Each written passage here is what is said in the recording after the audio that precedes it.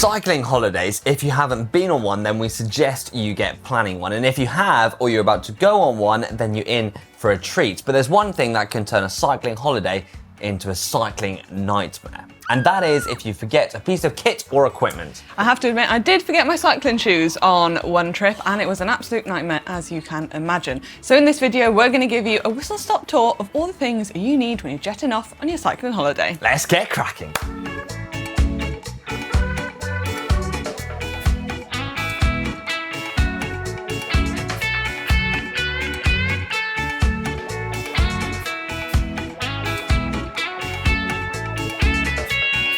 Right, let's start off with the clothing you're going to need for your cycling holiday. You're going to need your cycling jersey, your cycling shorts. It's also good to take a gilet if you have one. Can get a little bit nippy. Arm warmers and leg warmers in case it does get cold or if you go out in the early mornings. Socks, I always forget cycling socks. You don't want to be riding around in your frilly pink socks, so make sure to pack a good few pairs of cycling socks. And last but not least, a rain cape. Now you're probably wondering, why would you need a rain cape on your cycling holiday? Well, we've come away and it's actually raining here. So it's always worth taking this just in case, so you can still go out and enjoy your bike ride. But also when you're going up mountains and you go down the descents, it can be quite cold. Some of the mountains even have snow on top of them, even though it can be quite warm down at sea level. So always worth taking one of these in your back pocket just in case.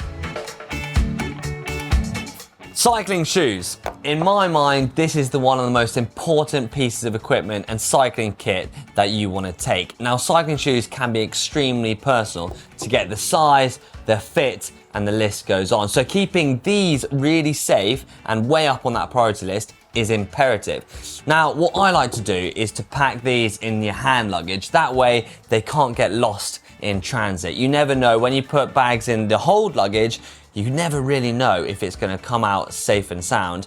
And trying to find a pair of shoes to rent when you land at your destination, well, it's going to be near impossible. So, pack your cycling shoes. Next up, your bike computer and the charger. Now, your bike computer is going to come in handy for many reasons on your cycling holiday. First of all, for navigating your way around, and you can actually pre-plan all your routes on apps like Komoot, where you can find all the hidden gems and all the quiet roads. And then after you've done your ride, don't forget to upload your ride, where all your friends will be jealous that you're on your cycling holiday. And lastly, don't forget the charger, because if this runs out of battery, you have no idea where you're going, and you're going to have to just use maps on your phones and stop at every single junction, and it'll be a pain. So, charger. A multi-tool isn't just for Christmas, it's for life. So this should be way up on your priority list. Now, you're going to need a multi-tool from the packing of your bike to on-the-go repairs to packing your bike to go back home. So this is a super important piece of equipment. Now, choosing your multi-tool is something that you want to take a bit of care over. There are literally thousands out there, so making sure you've got a multi-tool that does the job for you is going to be important. What I would like to do is to make sure that the bolts on your bike fit with the tool you've got. So if you've got torque keys or Allen keys, making sure your multi-tool encompasses those is going to be pretty imperative. The last thing you want to do is buy a multi-tool and then not be able to fix your bike. The next thing to think about is the weight and what size you go for. Now, a lot of multi-tools tend to have a chain breaker, but if you're going for a lightweight one, it doesn't seem to have it. It just has the bare necessities. But I would tend to go for something with a chain breaker, just in case that chain does break, you're going to be able to fix it. And the next thing to think about is bringing some levers with you too. Trying to get a tire off in the middle of nowhere with potentially cold hands is quite troublesome. So bringing a multi-tool that encompasses some levers is something that I would definitely recommend. Another essential is a mini pump. Now, if you forget one of these out on your ride and you puncture, you're going to be in a little bit of a sticky situation. You could have inner tubes, you could have tyre levers, everything else, but without a mini pump, you're not going to get very far. The amount of people I've seen out on the ride with everything but a pump has been ridiculous. So always make sure you pack one of these. You can get them in all different shapes and sizes, some that can go along your top tube, some that fit in your saddlebag, or you can just put it in your back pocket.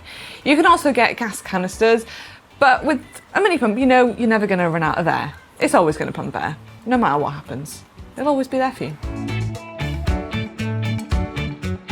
Moving on beautifully from mini pump, we can then look at a saddlebag. Having one of these on your bike is going to get you out of a huge amount of problems, but the important thing is what to put in it. I would definitely suggest you put a new inner tube that fits your tyre. That way you can get nice and rolling if you do have a puncture straight away. But what happens if you puncture multiple times? Having one of these pre-glued patches in your saddlebag is going to allow you to recycle those inner tubes. The last thing to think about is bringing a valve extender. A lot of wheels nowadays come with deep section rims, and a lot of standard inner tubes don't have that extender. So keeping one of these in your saddlebag will allow you to utilize all different types of wheels depending on what you puncture. So having one of these can get you out of a lot of trouble. The last thing you want to do is have an inner tube without being able to pump it up. Next up, it's worth taking a little bit of tape with you. This is going to come in handy when you're packing your bike, if you are taking your bike abroad.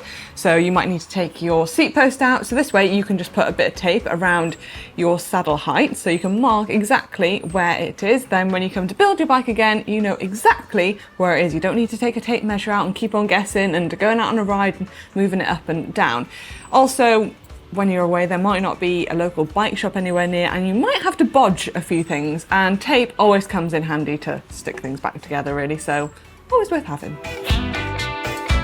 Water bottles. These are going to be extremely important to stay hydrated. It's probably going to be a lot hotter than you used to wherever you're heading on your cycling holiday, and you could be sweating more, and that means you need to put more water into your body. So it's always worth making sure you might have extra ones as well. And if you're heading out on a very long ride, you are going to need to refill your water bottles, and you probably don't want to just risk it and get water from a lake or a waterfall, because that could ruin your whole holiday. So make sure when you're planning out the route to mark out a few shops or cafes you can stop at to refill your water bottles. Always worth taking, you know, an extra water bottle maybe in your back pocket just in case you run out of options. So don't forget them. Safety. Whether you're home or away, we do make sure you wear a helmet. There's even some places like Spain where you actually get fined if you're not wearing a helmet. So taking one of these with you is absolutely imperative. I've got to say though, like cycling shoes, I like to have my helmet in my hand luggage. That way you know it's kept safe and it's not going to get beaten up in transit. Accompanied with a helmet, I would suggest if you're going on a cycling holiday to bring a pair of glasses too. We're hoping that on your cycling holiday the sun is going to be shining, so having a pair of dark sunnies is going to be a must. So there you have it, helmet and glasses. Manon, what do we think?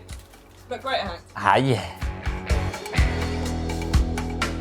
Last but not least, having a credit card with you. Now, I'm hoping you're going to bring your wallet and your passport with you on a cycling holiday, but also carrying a credit card with you on the bike is going to be pretty important. Whether you're stopping at a cafe or a restaurant, or you're in a bit of a pickle and you need to get home, having one of these just in case is definitely worth it. So there you have it, a few cycling essentials that we definitely think you should bring on your cycling holiday. Let us know down in the comment section below if we did miss any essentials, and if you did enjoy this video, as always, give it a big thumbs up. We'll see you in the next video. Ciao! Where are we going on holiday then? We're already in Mallorca. Oh yeah. Ah yeah. Oh yeah. Oh yeah. Oh yeah. Oh yeah.